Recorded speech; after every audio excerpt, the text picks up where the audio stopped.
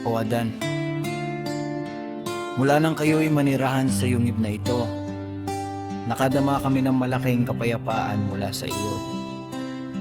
At ang iyong mga panalangin ay nakarating sa amin, at kami nahaliw tungkol sa iyo. Ngunit ngayon, O Adan, na ikaw ay umakyat sa bubungan ng yungib upang matulog, kami ay nagkaroon ng mga pagdududa tungkol sa iyo, at isang malaking kalumbayan ang sumapit sa amin dahil sa iyong paghiwalay kay Eva at muli. Kapag ikaw ay nasa bubungan ng yungib na ito, ang iyong panalangin ay ibinubuhos at ang iyong puso ay naglilibot sa magkabilang panig.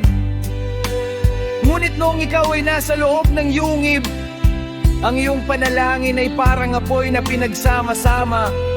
Ito'y bumaba sa amin at ikaw ay nakasumpong ng kapahingahan.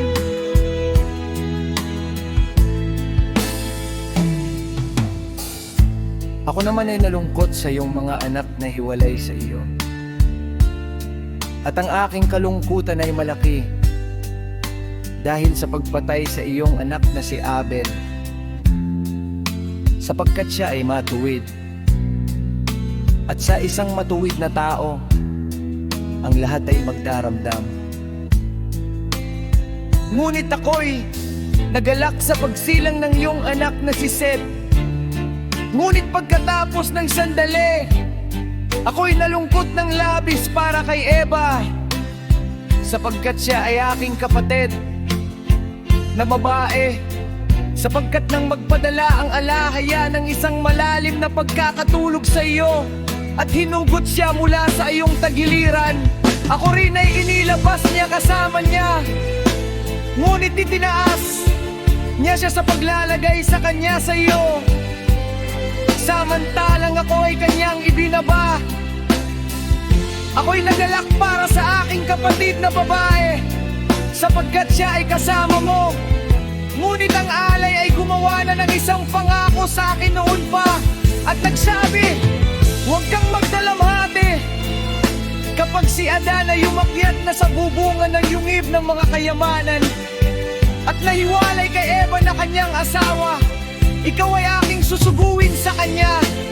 Ikaw ay makikipag-isa sa kanya sa kasal at magkakanak ka sa kanya ng 5, gaya ng pagkarakat sa kani Eva ng 5. At ngayon, narito, natupad na ang pangako ng alahaya sa akin, sapagkat siyang nagsugo sa akin sa iyo para sa kasalan. Sapagkat kung ako ay pakakasalan mo, magkakaanak ako sa iyo ng mas masisining at mas mabubuting anak kaysa sa mga anak ni Eva.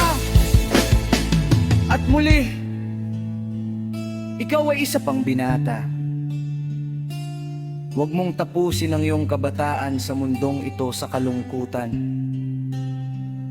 kundi gamitin mo ang mga araw ng iyong kabataan sa kasiyahan at kaluguran. Sapagkat ang iyong mga araw ay kaunti at ang iyong pagsubok ay malaki. Magbakalakas ka. Tapusin mo ang iyong mga araw sa mundong ito sa katangkaan. Ako'y magagalak sa iyo at ikaw ay magagalak kasama ko sa ganitong paraan at walang takot. Kaya't bumangon ka at tuparin mo ang utos ng iyong alahaya. Pagkatapos ay lumapit siya kay Adan at niyakap siya. Ngunit makita ni Adan na siya ay madadaig niya, nanalangin siya sa alahaya nang may masigasig na puso upang iligtas siya mula sa kanya.